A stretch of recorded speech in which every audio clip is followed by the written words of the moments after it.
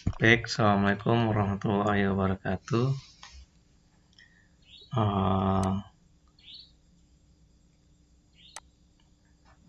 Pada video kali ini saya akan menjelaskan tentang sistem per unit di analisa sistem tenaga listrik. Di ini saya mengambil referensi dari John J. Granger dan William D. Stephenson dengan judul buku Power System Analysis. Kemudian juga dari Charles A. Gross, judulnya juga Power System Analysis, dan yang terakhir adalah Insinyur Mashkur, judulnya Analisis Sistem Tenaga Listrik. Dalam analisa sistem tenaga listrik, nilai-nilai yang digunakan cukup besar apabila menggunakan besaran aktual yang dapat menyebabkan terjadinya kesulitan atau kesalahan dalam perhitungan.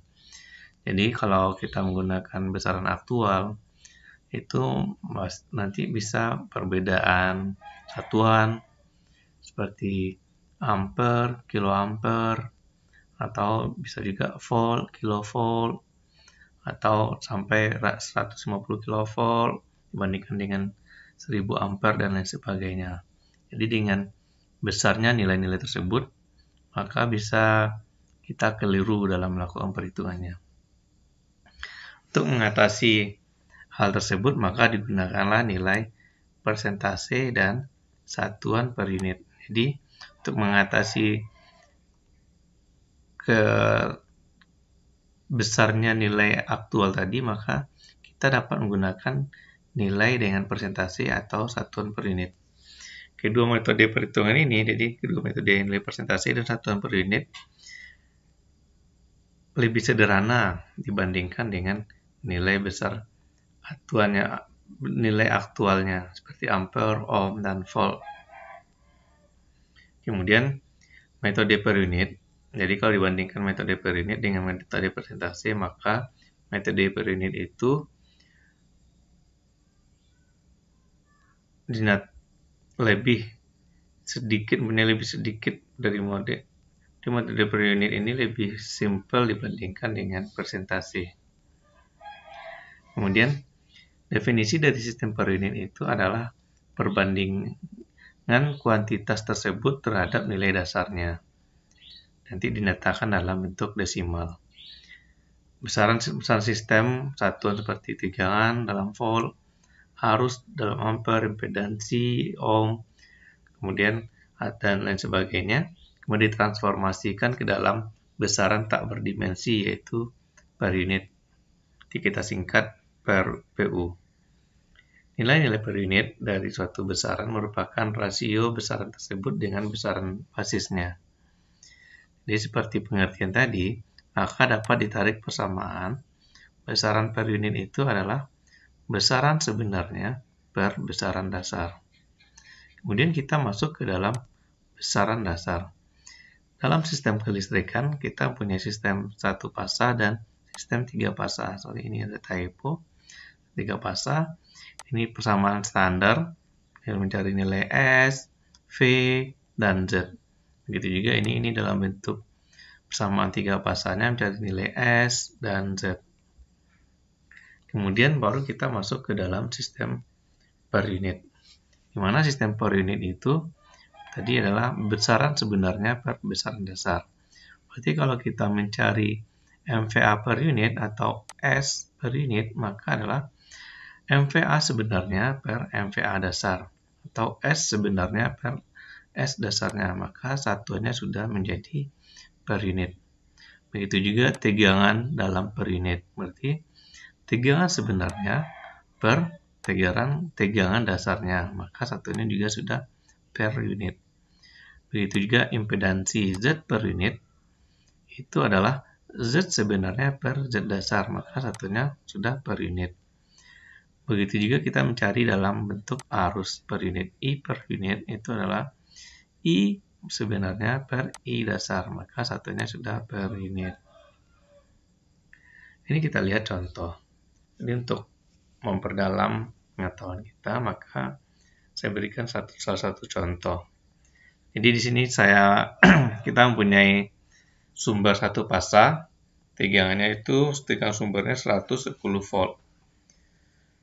Sumber ini terhubung secara seri dengan 3 beban, yaitu pertama beban resistor dengan 3 ohm, beban induktor sebesar 8 ohm, dan beban kapasitor sebesar 4 ohm. Pertanyaannya, ubahlah besaran-besaran sebenarnya menjadi dalam besaran per unit. Jika berarti di sini sudah diberikan tegangan dasar dan S dasarnya, S base-nya. Berarti V base-nya itu 100 volt dan S base-nya adalah 500 volt ampere. Langkah pertama kita adalah mencari besaran-besaran dasar dalam arus dan impedansi. Arus dasar berarti kita sudah lihat persamaannya di awal. I base itu adalah S base per V base, maka didapatkan nilainya sebesar 5 ampere. Begitu juga Z base. Z base adalah V base per I base, maka didapatkan nilainya sebesar 20 ohm. Kemudian baru kita rubah dalam bentuk per unit. Berarti kalau kita mencari V per unitnya adalah VPU per V per unit adalah sama dengan V aktual per V base-nya. V aktualnya 100, ini V aktual, ini V base, maka dapatkan V per unitnya adalah 1 per unit. Kemudian R aktual, RPU, R dalam per unit adalah R aktual, ini R aktualnya, per Z base. Z base-nya di sini. Kita cari. Nih. Maka RPU-nya adalah sebesar 0,3 dibagi 20 sama dengan 0,15. Begitu juga XLPU, karena kita punya induktor 4 ohm dan Z base-nya 20 ohm, maka XLPU-nya adalah 0,4 per unit. XCPU, kita begitu juga, tadi induktornya 8 ohm ya. XCPU, kapasitor kita adalah 4 ohm, dan Z base kita 20 ohm, maka dapatkan nilainya adalah 0,2 per unit. Kenapa min 0,25? Min 0,2 karena kita di sini adalah bebannya kapasitif. Sehingga dapat digambarkan rangkaiannya seperti ini. Ini kita punya sumber 1 per unit. Ini kita ada resistor 0,15 per unit. Ini ada induktor 0,J0,4 per unit dan kapasitor min J0,2. Oke, selanjutnya jika teman-teman mau menambah pengetahuan lagi, silakan kerjakan latihan ini. Ini soalnya hampir sama, tapi saya merubah di sumbernya. Jadi soalnya adalah kita punya sumber satu fasa yang terhubung secara seri dengan ada resistor 30 ohm, induktor 10 ohm, dan kapasitor 4 ohm. Di sini diberikan V base-nya 220 dan S base-nya 1300 volt ampere. Maka rubahlah besarannya dalam per unit dan gambarkan rangkaiannya. Oke, ini contoh yang kedua, itu kita masuk ke dalam sumber 3 fasa. Jadi di sini kita punya sumber 2400 volt yang melayani 2 beban yang terhubung secara paralel. Beban pertama itu kita punya 300 kVA dengan faktor daya itu 0,8 lagging. Kemudian beban kedua itu 240 kVA dengan faktor daya 0,6 leading. Jadi di sini diberikan S base 3 fasanya 300 kVA dan V line base-nya 2,4 kV. Pertanyaannya adalah tentukan sistem dasar. Yang pertama tentukan sistem dasar. Yang kedua gambarkan rangkaian ekuivalen dalam per unit. Yang tiga tentukan nilai arus sumber. Berarti arus sumber dalam per unit dan ampere. Oke.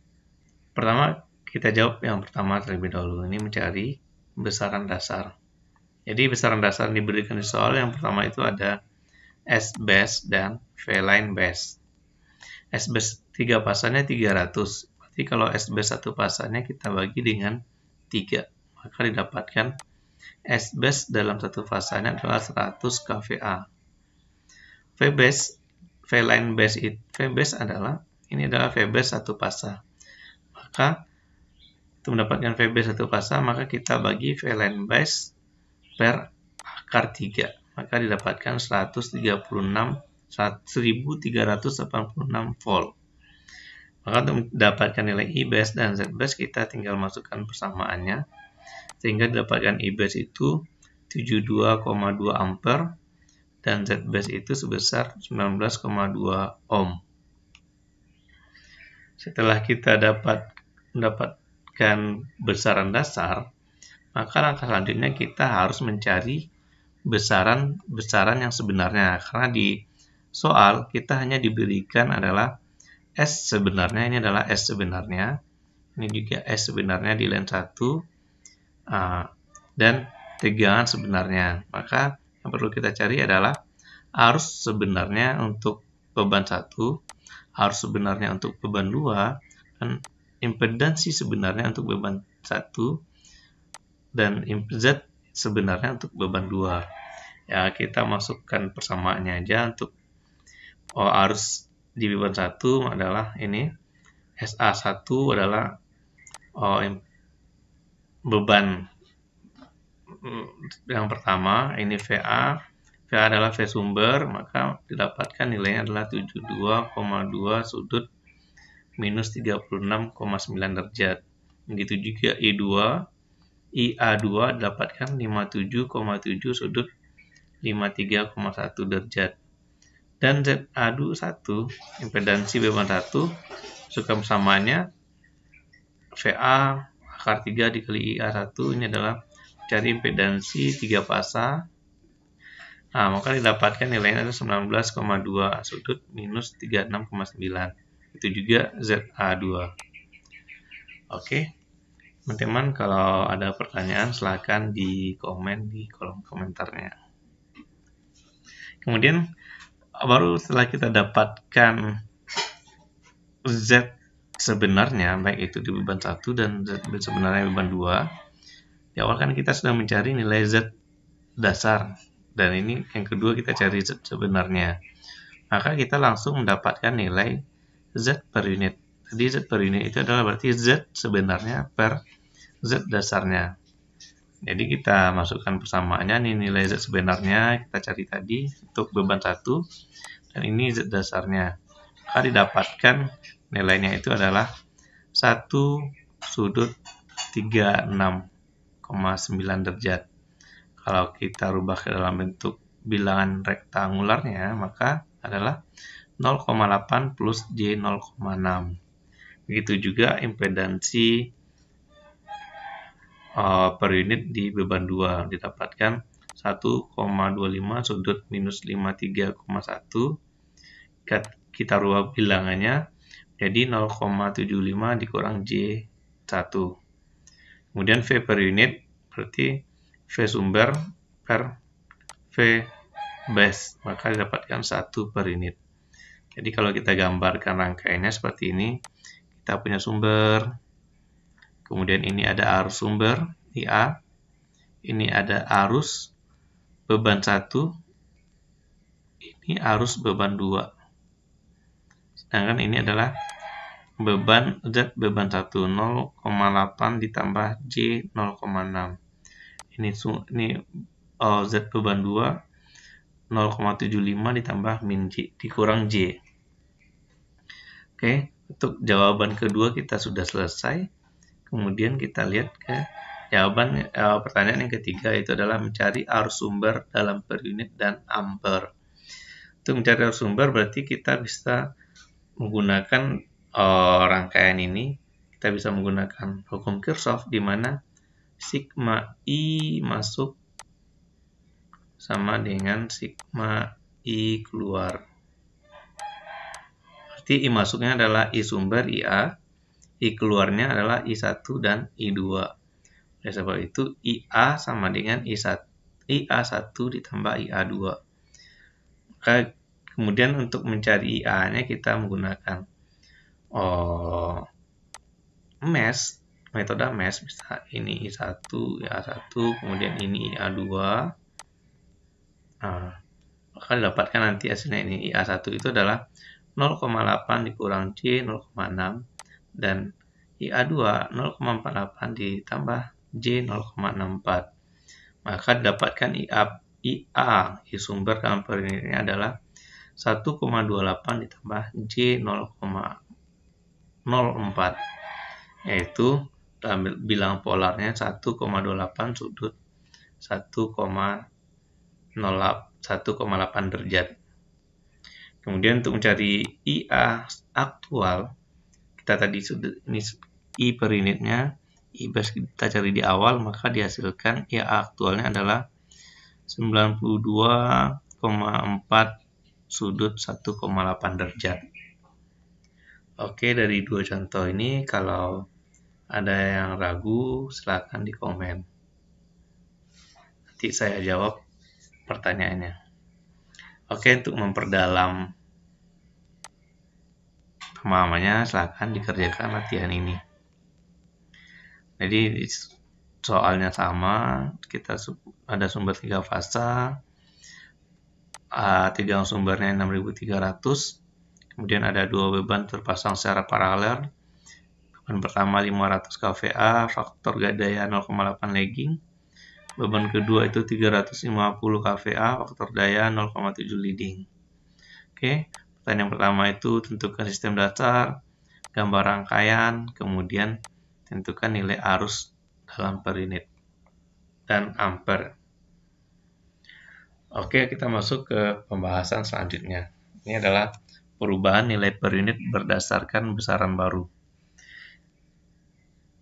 Jadi, jika kita mempunyai Z per unit lama, jadi kita sudah punya nilai per unit yang lama. Kemudian kita diberikan lagi nilai besaran dasar yang baru, maka semua nilai besaran per unit itu akan berubah. Jadi di sini ada, misalkan kita sudah punya besaran dasar lama yaitu VB1, SB1, jadi sehingga Z base 1-nya itu persamanya, jadi kalau ada 1 ini berarti dia adalah besaran lama, maka Z base lamanya adalah VB1 kuadrat ditambah SB1. Kemudian Z per unitnya ini seperti biasa adalah berarti Z aktual per Z base atau Z aktual dikali dengan SB1 per VB1 dikuadratkan. Kemudian baru kita masuk ada besaran dasar baru. Ini ada V base 2 dan S base 2. Maka Z base 2-nya adalah V base 2 kuadrat per S base 2. Sehingga Z per unitnya kita dapatkan seperti ini. Z per unit adalah berarti Z base Z aktual per Z base atau Z aktual dikali dengan Z base 2 per V base 2. Jadi kalau yang ini, jika Z aktualnya kita tidak diberikan di dalam soal, yang diberikan hanya Z per unit lama, ini Z per unit lama, dan kemudian ada S base baru, S base lama, dan V base lama, dan V base baru. Maka Z per unit baru itu adalah Z per unit lama dikali dengan S base baru per S base lama dikali dengan V base baru V base lama per V base baru dikuadratkan. Nah, inilah nilai Z per unit baru jika diberikan besaran dasar baru. Oke, selanjutnya kita mencari nilai per unit dalam impedansi trafo. Impedansi trafo dalam atau XT trafo. Jadi ini kalau trafo pasti kita mempunyai tegangan primer, tegangan sekunder, arus primer, arus sekunder. Maka persamaan standar trafo ini seperti biasa. A adalah rasio lilitan trafo, V1 tegangan primer, V2 tegangan sekunder. A sama dengan V1 per V2 sama dengan I2 per I1. Maka dapat dituliskan juga V1 I1 sama dengan V2 I2. Oke, kemudian kita lihat impedansi dasar di sisi primer yaitu ZB1, maka ZB1 itu pasti V primer per I primer atau V1 per I1. Itu juga impedansi dasar sekunder ZB2 berarti V2 per I2. Inilah berarti kita sudah mendapatkan besaran dasar di primer dan sekunder. Kemudian baru kita mencari Z per unit di primer. Berarti kalau Z per unit di primer, Z1 ini Z sebenarnya, Z aktual trafo per Z base-nya. Atau kita dapat mencarinya Z1 dikali I1 per V1. Kemudian impedansi sekunder begitu juga, berarti Z2 per Z base 2. Atau kita dapat mencarinya Z2 dikali I2 per V1. Jadi, di trafo itu pasti yang diukur adalah impedansi di sisi primer. Jadi, jika diukur impedansi di sisi primer, maka kita dapat mencari impedansi di sisi sekunder. Impedansi sebenarnya di sisi sekunder.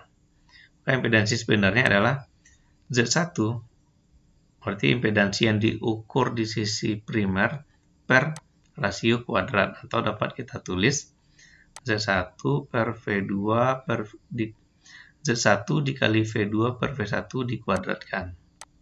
Nah, maka ini berarti kita sudah mendapatkan Z1 dan Z2. Itu juga sudah mencari besar Z base 1 dan Z base 2. Sehingga untuk mencari Z per unit 2,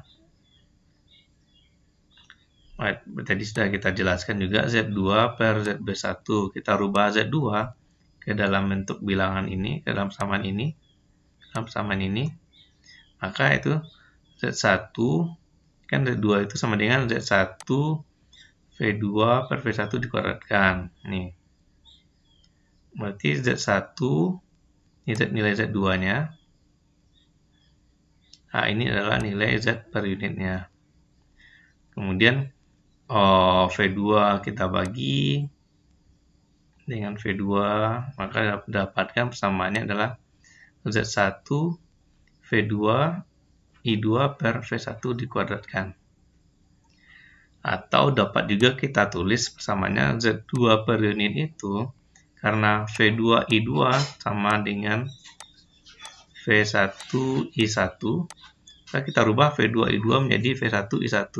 Karena Z1 kali V1 I1 sama dengan per V1 kuadrat. Maka kita coret V1, kita coret, maka didapatkan hasilnya untuk mencari Z per unit trafo itu adalah di Z2 atau Z sekunder per unit di trafo adalah Z1 kali I1 per V1. Z1 berarti sudah diukur tadi kan. Kemudian I1 juga sudah didapatkan dan V1. Maka dapatlah nilai Z per unit trafonya. Oke, kita lihat saja contohnya. Ini saya punya soal. Jadi kita punya trafo satu pasang dengan tegangan si primer 110, tegangan sekunder 440 volt, kapasitas trafo itu 2,5 kVA. Kemudian reaktansi dalam sisi primer itu sebesar C0,06 ohm. Maka pertanyaannya adalah hitunglah reaktansi trafo dalam per unit untuk sisi tegangan rendah dan sisi tegangan tinggi. Tegangan rendah ini adalah sisi primer. Kalau tegangan tinggi itu sisi sekunder. Oke. Pertama kita mencari dulu besaran dasarnya. Berarti kalau besaran dasar kita ambil S base-nya itu adalah 2,5 kVA. Kemudian kita punya V base 1 atau V base di primer itu 110, V base sekunder 440 volt. Sehingga kita dapat mencari Z base-nya yaitu persamaannya adalah V base kuadrat per S base. Maka didapatkan nilai Z base 1 atau Z base sisi primer itu 4,84 ohm. Maka kita langsung mencari, bisa dapat menilai X1 per unit atau impedansi dalam sisi primer per unit. Kita punya sudah X sebenarnya 0,06 dan X dasar Z dasarnya itu 4,84, maka didapatkan nilai XT per unit sisi primer itu sebesar J 0,0124 per unit. Kemudian baru kita mencari nilai sisi sekunder. Pertama kita cari dulu X sebenarnya sisi sekunder, di mana tadi X1 per rasio kuadrat. Maka didapatkan nilainya adalah X sebenarnya sisi sekunder itu sebesar 0,96 ohm. Sehingga kemudian baru kita cari nilai Z base di sisi sekunder, itu V base kuadrat per S base. Maka V base-nya itu 440, S base-nya 2500 atau 2,5 kVA tadi kan. Maka dapatkan Z base-nya itu sebesar 77,5 ohm. Sehingga nilai X per unitnya adalah X sebenarnya per X dasar, Z dasar sebesar 0,0124 per unit. Oke, ada yang mau ditanyakan? Silahkan di komentar. Kemudian untuk saya kasih lagi contoh ini untuk memperdalam latihan soalnya. Di contohnya ada kita punya trafo satu fasa dengan tegangan trafo tersebut 220 ke 690 volt. Kemudian dan dengan kapasitas trafo itu 4 kVA. Lalu punya impedansi dalam trafo J0,1 di sisi primer. Kemudian hitunglah reaktansi trafo dalam per unit baik itu di sisi primer maupun di sisi sekunder. Kemudian soal lagi, jadi kita punya, ini masih kita mencari dalam hitungan per unit. Kita punya sistem seperti single line diagram ini, ada generator, ada trafo 1, ada saluran 1, ada trafo 2, trafo 3, saluran 2, trafo 4, dan beban motor serta beban. Di mana nilai masing-masingnya yang tadi generator itu nilainya adalah 90 MVA dengan tegangan 22 kV dan X per unitnya adalah 0,18 per unit. Kemudian ada T1 50 MVA, tegangannya dari 22 ke 220 kV. XT per unitnya 0,1 per unit. T2 begitu juga 40 MVA, 220 kV ke 11 kV dengan X per unitnya 0,06 per unit. T3 ini nilai T3, T4 dan beban motor. Kemudian saluran tadi, ini saluran, ada saluran 1 dan saluran 2. Saluran 1 itu memiliki reaktansi seri sebesar 48,4 ohm. Saluran 2 itu reaktansi serinya sebesar 65,43 ohm. Kemudian pada bus 4, ini ada bus 4, ini beban, ada beban nih bebannya. Tadi kan beban motor sudah dikasih tahu. Kemudian di bus beban tersebut menyerap daya sebesar 57 MVA pada tegangan 10,45 kV dengan faktor daya 0,6 lagging. Maka jika dari gambar tersebut kita punya besaran dasar 100 MVA dan 22 kV pada sisi generator, maka pertanyaannya ya, gambarlah diagram impedansi per unit termasuk impedansi beban. Pertama kita cari dahulu impedansi per unit masing-masing komponen tadi. Ada generator, trafo 1, trafo 2, trafo 3, 4, dan motor. Jadi untuk generator, kita punya impedansi awalnya itu 0,18, maka impedansi generator yang baru itu impedansi generator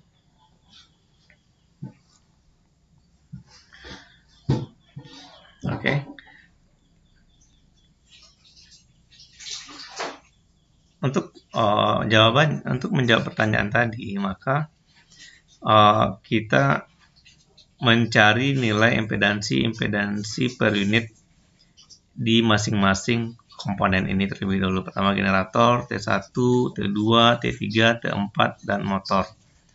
Jadi kita sudah ada impedansi dalam terasi generator itu 0,18 dan tegangan dasar 22 kV dan S dasarnya itu sebesar 100 MVA. Maka impedansi dalam trafo dalam generator itu menjadi 0,18 dikali 100 ini 3 S base-nya dan 90 adalah kapasitas si trafo, kapasitas si generator, maka X generator itu 0,2 per unit. Begitu juga mencari nilai T1 yaitu 100 per 0,1 dikali 100 per 50, maka didapatkan 0,2 per unit. T2 0,15 per unit, T3 0,16 per unit, T4 0,2 per unit, dan motor ini reaktansinya si motor 0,185. Kemudian ini persamaannya yang telah kita bahas di awal tadi, maka didapatkan nilainya itu sebesar 0,25 per unit. Ini nilai X. Ini kan tadi persamaan yang ini kita pakai ini.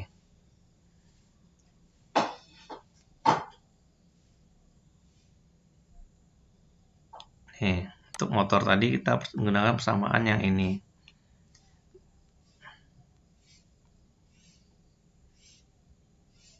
Ini Z per unit lama. Ini ada S base baru. Ini S base lamanya. Dan ini V base lama dan ini V base baru. Maka didapatkan X motor baru itu, X motor dalam per unit yang baru adalah 0,25 per unit. Kemudian baru kita mencari nilai impedansi di saluran 1 dan saluran 2. Pertama kita cari Z base terlebih dahulu. Didapatkan Z base-nya sebesar ini 484 ohm. Persamaannya tadi V base kuadrat per S base. Maka setelah dapatkan Z base-nya, masukkan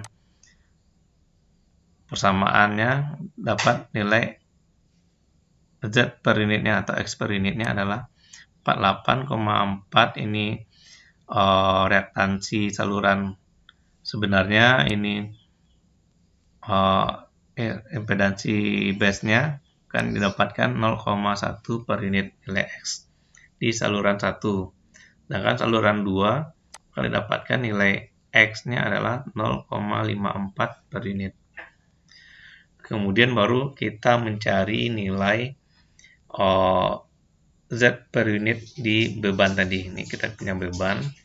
Di beban nilainya itu sebesar 57 MVA dengan faktor daya 0,6 lagging. Maka ZL itu adalah impedansi beban itu V kuadrat dikali dengan SL beban. Berarti 10,45 kuadrat, ini derajatnya. Ini derajat per 57 sudut min 53,13 derajat.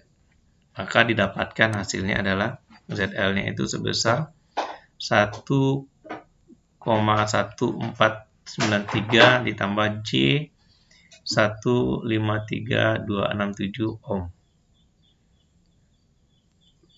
sehingga kita juga dapat mencari impedansi dasarnya V base kuadrat per S base. Tadi S base kita 100, maka dapatkan impedansi dasarnya adalah 1,21 ohm.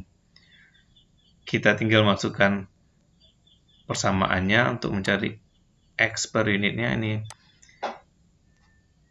Z aktual, ini Z base, maka didapatkan Z per unitnya itu sebesar 0,95 per unit. 0,95 ditambah J 0,1267 per unit.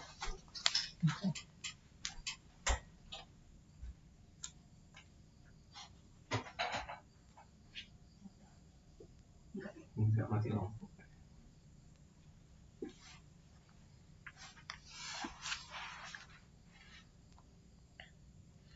Oke, kemudian kita sudah dapatkan semuanya nilainya.